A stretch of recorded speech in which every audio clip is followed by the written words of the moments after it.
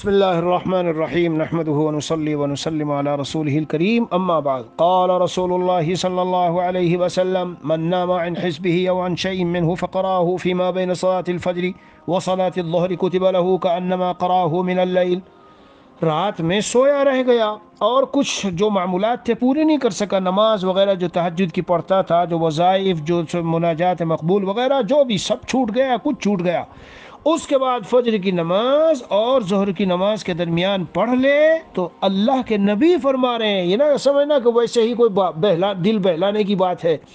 کتب لہ کانما قرأہ من اللیل، ایسا ہی ثواب ہے کہ گویا کہ رات ہی میں پڑھ لیا.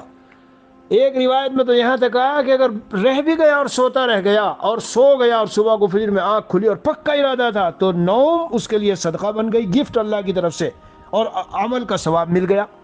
کیا دین ہے ہمارا! اسی لیے ہمارے حضرت والا رحمۃ اللہ نے فرمایا علامہ شامی کے حوالے سے کہ رات کی سنتوں، عشاء کی سنتوں اور وطروں کے بیچ میں بھی پڑھ لو، تو اگر 2 رکعات پڑھ لو اور آنکھ نہ کھلے تہجد کا ثواب ملے گا. اسی طرح ایک چھوٹا سا عمل اور بتاتا ہوں، وہ کیا، جو شخص یہ آیت قرآنی صبح و شام پڑھ لے تو جو معمولات اس کے رہ جاتے اس کا ثواب ملتا ہے. کون سی؟ فسبحان اللہ حین تمسون وحین تصبحون وله الحمد في السماوات والأرض وعشيا وحين تظهرون يخرج الحي من الميت ويخرج الميت من الحي ويحيي الأرض بعد موتها وكذلك تخرجون.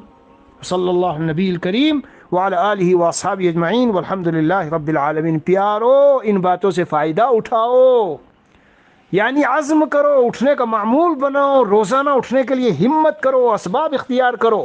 پھر بھی کچھ ہو جائے تو اللہ اتنا کریم ہے، پھر بھی ہمیں دے رہا ہے. تو پھر کاہلی اور غفلت و سستی میں ارادہ ہی نہ کرنا اور اٹھنے کا معمول ہی نہ بنانا کتنی بڑی محرومی کی بات ہے.